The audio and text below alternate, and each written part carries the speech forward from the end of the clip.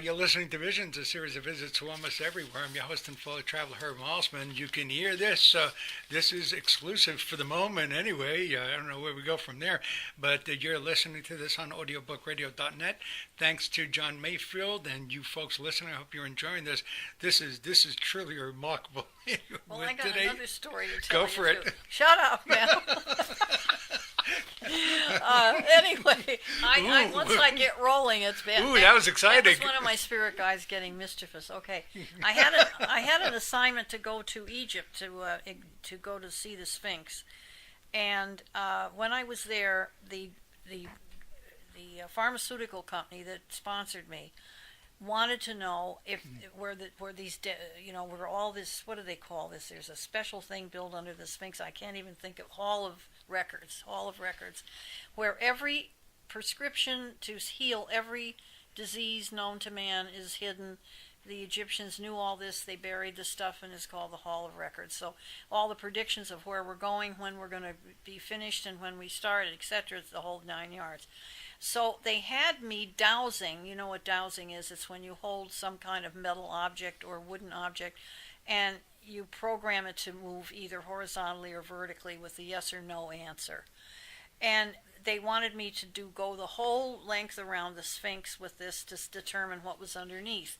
Now, there's basically a Muslim country, so like for me to come in with my copper wires and all the rest of it, they just said this woman is absolutely nuts, she's a witch or she's some weird thing we've never seen before. So I brought along a pair of sneakers that my kids had given me for Christmas that were made out of silver threads. The whole sneaker was silver except for the leather part, and the leather parts were covered over with silver paint. And I figured, well, that's enough metal to get me going. So what I would do is, and I had a member of the National Security from Washington, D.C. as my secretary, taking notes on everything I did, which I thought was rather interesting. I found out later who she was. So I would say to my feet, okay, move horizontally for no and move vertically for yes. And then we would walk along the Sphinx, and all the guards could see was this crazy leg of mine going like this, and they probably figured she probably has to go to the bathroom, and she's too embarrassed to say anything. Feet don't fail me now. Right, I know. I said, oh, thank God you got me those pair of sneakers for Christmas. Anyway, so we started to go around the Sphinx and finish up the dowsing. And it was very interesting. Where I picked up energies and depth was, they had a man come in with the highest, most technical radar equipment that's made to do the identical same thing. And the two of us were right on in other words, I picked up every single area that he picked up with his machinery. So the human brain is capable of, and we are electrical after all too, physiologically electrical, that it picked up every single spot that the machine did, and it went even deeper. My human brain went even deeper than the machine could go, because I would say, oh, it's 50 feet, it's 100 feet, it's 140, there's energy right here, So they were amazed by that, and that was a beautiful experience, being there with, having that opportunity to be in that part of the world. Who's the person that you're with? You said you found out later who it was. Is it a name you can divulge? Oh, Washington? You mean my guides? Yeah, you said somebody from Washington, a woman, perhaps? Oh, Washington. I don't know what her name is. I probably have it in my file somewhere, but she and her husband came along as, I don't know what they were, researchers or writers or something. Yeah. But it turns out that she never really left my side. She was always taking notes all the time. And I found out later that she did have a connection with the National Security Office in Washington, D.C. She was with the NSA. Perhaps. I'm not positive. Perhaps. Very, very charming person. Very nice. Why do you think they would have had that specific interest in what you done? Well, I think because if they could move the Sphinx, which they'll never be able to do because the government won't allow them to, there could be an earthquake there because it's built over a fall, it's built over a line, whatever they call that, grid or something.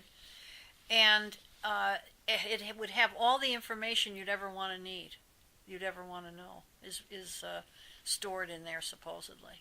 So then So what an advantage. I mean, a guy from a pharmaceutical company, why would he be interested? Well, of course, here's the formulas for everything you need to make to help everybody be perfectly healthy. And a representative from the National Security Agency from America, would that be the same? Would that be their aim as well, to know what was Well, going on? I think it would be interesting if they could discover predictive material that would tell them the United States is going to be the United States for the next 585 years.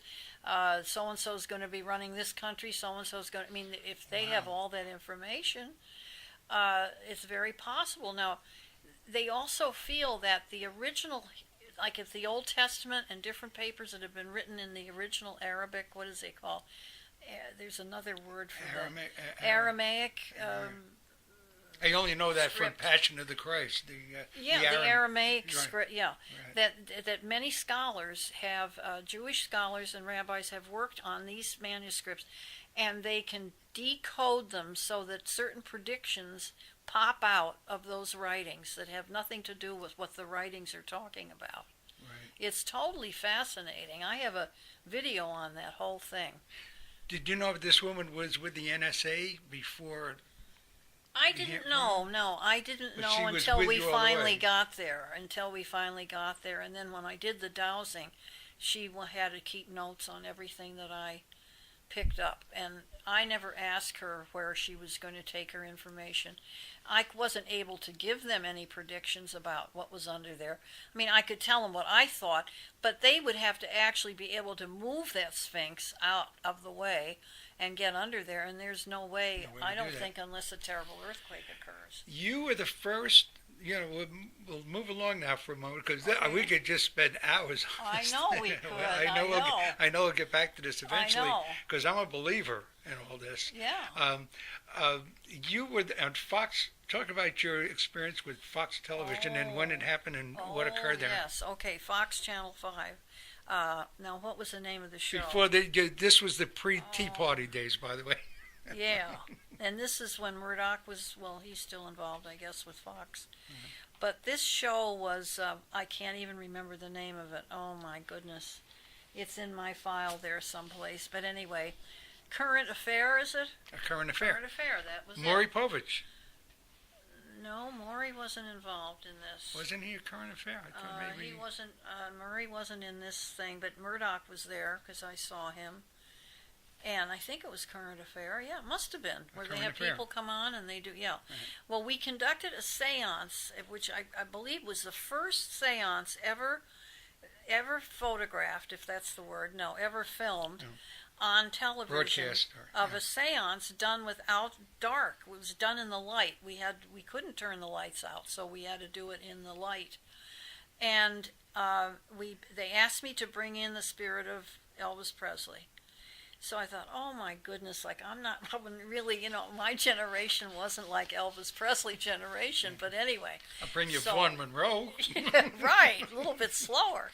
So less hip movement, But anyway, Racing with the Moon. oh my God. Little Frankie Lane. You No, like a little Frankie Lane? yeah, a little goes a long way. I don't think I'm quite that decrepit at this point. But anyway, so they said, so I sat there for a moment and I thought, well, okay, what do you care? Because being a medium is difficult because you have to let your whole self go. You can't, your ego goes, everything goes. You just become a conduit. You become an agent for other energy. So there I was. All of a sudden I have this southern accent and I'm talking like, well, now, and I thought, oh my God, this is terrible because usually I don't do that. When I pick up a spirit, I speak in my own, they speak in my language, but this guy took right over, and here I am like, hoo-ha, yahoo, Memphis, Tennessee, here we go, And they said, well, do you have a message? He said, you tell my daughter, Priscilla, I don't want her marrying that guy that she's planning on getting married, and when she does get married, it's going to be a big mess. She's going to be divorced, etc. He did the whole, oh my God. So then they asked me, well, what did they call the spot on Elvis? Apparently he had I don't know how this whole thing went now. I've forgotten. It's too bad I don't have the film to show you right now. I have it, but but there was a spot on his neck or something that he used to call it a certain name. He said, "Oh, I got something on it." Anyway, so I concentrated for a minute, and then all of a sudden I got the word Satan. And I thought, oh my God, Satan, how am I going to tell these people I'm picking up the word Satan? So I told them anyway, I said, well, I'm getting the word Satan, but it sounds like Satan, and so on, and they all started to laugh, because the word he used to use was Satin. It was very close, it was close, but it wasn't, exactly, but it was close enough. So they said, oh, that's right, that's what he used to call something that he wore, he called satin. Or a spot on somebody's face that he called, oh, it's like satin. So after they heard that, everybody's going, oh boy, this is really good, because I didn't know. Only one person in the room knew what that spot was called, what he called that spot on his neck or whatever it was. And so then everybody was like, oh man. Then they began, I think disbelievers really began to realize that our minds are able to travel through time and space if we train them to do that. So that was quite exciting to have that experience. It was really nice. Have you been called to find missing persons? I know I saw something yes. about pets. Yes. Talk about that a little bit. Oh, yeah. Well, every now and then the police would call me to work on something. And so we had a murder here in Franklin Lakes where a girl was... Now, this is really weird. A girl was strangled in the lake, beautiful lake community. And 2 months previous to her being killed, a woman came to our house, which wasn't far from the lake, and we were thinking of selling the place, and she was just doing a cursory review of the different rooms and so on. And as she walked into our bedroom, I took one look at her, and a message flashed across my head, and it said, she will have a death in her family soon. And I thought, oh, how awful. Well, I'm certainly not going to tell her that. That's a terrible thought. And I thought, oh, I'm probably just picking up some garbage from somewhere, Sure enough, 2 months later, her daughter was strangled, and the police asked her to come and see me to show me her paintings, which were all of graveyards with little crosses on them and stuff, all these death things. And I thought that was very weird how that message came to me of something that was going to happen, 2 months from then, with that girl. It was very sad. And then I wish I could have prevented it in some way, but I know what it was. So then they brought me a list of people that were suspects in the case. And we started to do automatic writing, which means you take a pad of paper and you just start writing. You say, Isabel, can you tell me who it was that strangled you in the lake that night? And, and then all of a sudden we get these funny little things about, oh, I just loved having a good time, and I went to a scuba diving class that night, and it turned out she had, and this and this and that, and we had a hell of a good time. And she kept repeating, we had a hell of a good time, hell of a good time. So I'm looking at all the names. All of a sudden I see the name Hellinger, and I thought, oh, there's a connection somehow. I'm getting goosebumps when I talk about this. So anyway, so I said, look, the name we came up with of all your suspects is John Hellinger. The cop said, oh, that's too bad we don't have a thing on them. I said, well, then keep an eye on that person for the next couple of years, or however long you have to. Sure enough, it turns out that was who it was, and they finally were able to, they did investigating about the family, where he was that night, etc. and so on. He wasn't even a hot suspect. But eventually they did, with that help, they were able to target on the right person. It took them a long time to prove it, but he had enough evidence where he had to finally come forward. How do you feel about what you're doing? You're telling the story now, and you're talking about goosebumps. How do you see you? Do you ever sometimes feel I wish I didn't have this gift? I mean, do you ever feel sometime I wish I was? Do you feel? What about freedom of this? I mean, how do you feel about this gift? Do you ever wish you didn't have the gift? Oh no, I'm very happy to have it. And the only thing is, I wish I could use it more for myself. I can use it for other people, but it's difficult to use it for myself somehow. But you turn it off when you're not using it professionally. You're turned off. It's like a spigot on a water on a sink. When you just turn it off. And if you don't turn it off, you can get into a lot of trouble because you're constantly open and you're picking up all this stuff. And people have had nervous breakdowns. They've had gotten sick. Some people have passed over because they're just too much. They're taking in too much energy and they don't know when to turn it off. So when you're not being you're not being hired by someone or you're not doing a private consultation, you turn it on then. And when you're not doing that, you turn it off. So I have many other interests. I'm into painting, I'm into writing, and all other things. That psychic gift, I'm very grateful for it, and I would never want it any other way. Don't you have random visions like you were talking about, a death in the family? So that's sort of like a random vision. Well, yeah, that's true. Once in a while that happens. You'll be reading, and all of a sudden, like me seeing something out of the corner of my eye. Do you ever have that? A random something flashes across, something, wow. Oh, yeah. You have a revelation? Well, yeah, I've had... So you never really turned off? You never really switched off? Yeah, I really are switched off, though. Yeah, you really are switched off. When I was younger, I tended not to be as switched off because I was so fascinated with the gift that I used it all the time and went to all these fairs and, but then as I matured and got older, I said, this is crazy. I don't need to be. And I saw a couple friends of mine just get burned out. And I thought, that's it, forget it. I'm not, I don't have to prove anything to myself anymore. So I just turned it off. Right. On your website, you talked about a true daughter of an Aquarian daughter.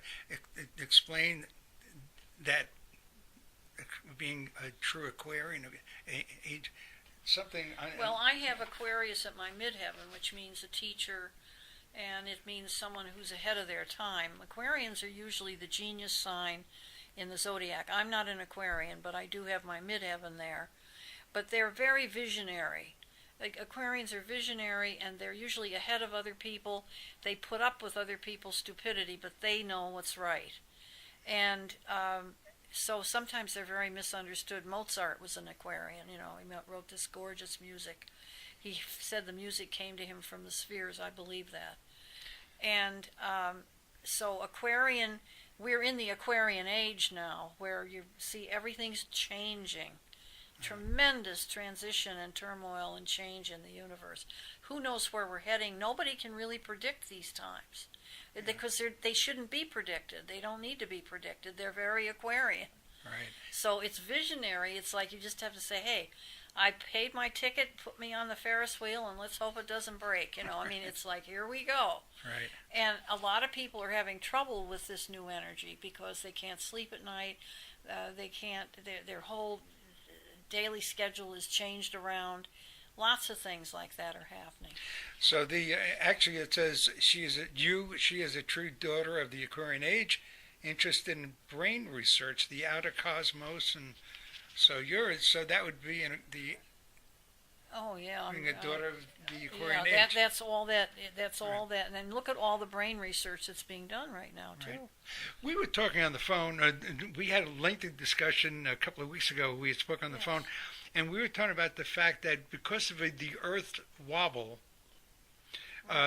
if I'm an Aquarian, January 22nd, so I'm an Aquarian, so I get to keep my Aquarian because it was prior to 3 years ago. But anybody born from the last 3 years and on, the Earth wobble has changed the signs. Do you? Oh, I've heard that. Yeah, I think they have to take into consideration different planets now. Right. Chiron, I think, is one. I'm not really deeply into astrology, but I do believe it has its value.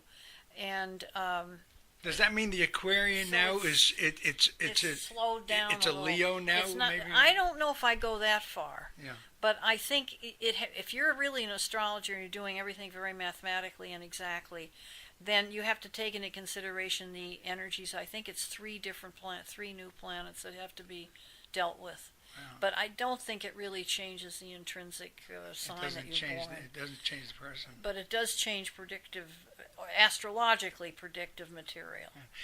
December 21st, 2012 is coming up. We're fast approaching it. Going hell bent towards the Mayan. The Mayans said that's the end of. Have you read up on that? And are you scared of that at all? No, I'm not scared of that because I've seen visions of, very seldom, but a couple times, of what else is out there for us. And boy, I can't wait to see it again. So I don't care if this particular, what shall we say, universe we're living in changes, or that we lose our physical bodies so that our soul can, enjoy bliss or ecstasy or whatever you want to call it, which I think that's what it would be. So that doesn't bother me. And I think 2012 is a reversal of all we've known in the past. It's not going to work. We have to develop a whole new system. Look at the education. They're trying to change the way they educate people. We're trying to change world economies. We're trying to change world currencies. We're trying to, it's turmoil. It's transition. It's like a child being born. It's painful, but then once the child's born, hey, that's great, and you go up one stage of another. So I think that's what I would call death to the old and the total transition into a new sensibility, a new reality. So you don't see us exploding on that day? No, I really don't. I think the only danger that we have is not so much from ourselves, but it's the fact that we're whirling around in a universe that is very unpredictable. We're out in space, really. This planet is out in space. We don't think of that. Yeah. But we are. We're floating in space by the grace of God and whatever else, because there we are, when we went to the moon, and we did go to the moon, let's forget about this. That's what happened. We were there, and we got to see the Earth as the great blue marble, the big blue marble. Yeah. So we got to see the Earth from space. And I look at that. I look at the Earth. You look at the Earth, and you say, well, we're only this. We all, we got folks running around thinking they're big shots, the money and the power, but really we're all ants, because we've got this little planet, and just like that, we could be gone. Oh, yeah. I mean, we are at the mercy of gamma rays, and we're at the mercy of... And I looked at the planet, I said, why can't we all get together? We all have... What is going on? Why? I mean, it would go so much better if we just respected our own land and let that guy respect his land, and everybody. I mean, it sounds corny, but gee, we're this little thing floating around in there. I know. We're not big shots at all. No, it's amazing. It's really amazing. Yeah. And I often wondered why did anybody want to go live on the moon anyway, particularly. I think it would be terribly expensive just existing there. But, that's progress. That's life. Who knows? Maybe there's another meaning to that whole trip. Yeah. I'm not sure. But I think what we're working towards on this planet is unity, like total unity, so that maybe someday there will be, if we last that long and some thing from outer space doesn't hit the planet and crack it in half, there will be one governing power, one currency, I think there's a unity all this turmoil is heading towards this unity, but it's probably going to take a long, long time, because we're dealing with people who just aren't up, they're not at the level we are at this point, technologically or any other way. So. What about working with pets? Talk about your work with pets. Do people call you about pets? Oh, yeah, they do. They call about pets. They've lost pets. They've lost, one guy lost his pet iguana, and, we found it finally in his vegetable garden. And people, I swear, you wouldn't believe the stuff you get. Or my dog, they'll send me maps, and then I'll psychometrize the maps with my fingers and see if I can get a hot spot, and then circle it and say, well, have you looked here, look there? And sometimes, I'd say 80% of the time they find the animal that's missing. But then there are times when they don't, or they just don't get the animal back. And I say to them, well, that was the end of that. You have to get another animal to replace that. Right. I'm trying to think of some animal stories that were very unique. Oh, yes, a friend of mine lost her terrier. And that was like her baby. She never had children. That was like a child. She almost died over it. So a couple moves in next door. They have a terrier, and they ask her to babysit their terrier, to take it when they're not around. She said the terrier walked like her dog. It had the same taste in food. It looked at her the same way. She said it was her dog back again. So perhaps animals reincarnate as well. Who knows? But I've heard this from so many people, and I've had people who've had lots of pets, and they were at the death of one of my friends where her favorite bird died, and she held the bird in her hand and said a little prayer, and just before the bird died it said thank you. She swears to God the bird said thank you to her. So I don't know. How did you begin? How did this all? Was it by accident? What was the beginning of the Joy Herald we're speaking with today? When was the beginning? I guess the beginning was when I was a little girl, and I never felt that I belonged here. The minute I was, all my experiences in grammar school and so on, it was like I felt like I was an observer. I was over here and watching all these things that were going on, but I didn't know why I felt that way. And I would look at someone and I'd say, gee, they've got a corn on their second toe, and isn't that a shame they don't get along with their husband?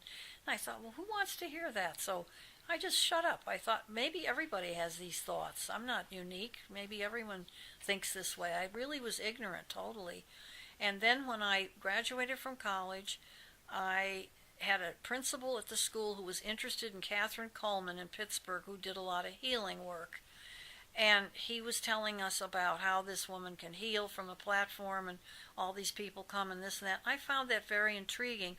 So when I went to one of those things, I was very impressed, and I joined the North Jersey Metaphysical Society, where they train you how to do psychometry, if you're gifted, of course, how to do psychometry, mediumship, all that different stuff. And that's how I got into it. It was just really through the story that someone else told me about someone, and then I went to see them. You had mentioned education before, and it reminded me that we were talking about your mother. Yes. Talk about your mother's work and what and now, all these years later, how it's taking shape here in New York City. Well, mother's they had an ad agency in Manhattan for many years. And then my father died, and Mom sold the agency, and she started to write books and so on. And her best book that she wrote that's still in print today was Hailstones and Halibut Bones, which was a story about color, all about color. And it became a textbook in many of the schools to help children develop their creativity. And in it, she approaches color not just by what you see, but how you smell. What smell is the color green? What emotion is the color green, besides what the color green is? And she wrote this beautiful blank verse book that it's a classic, really. It's an American classic.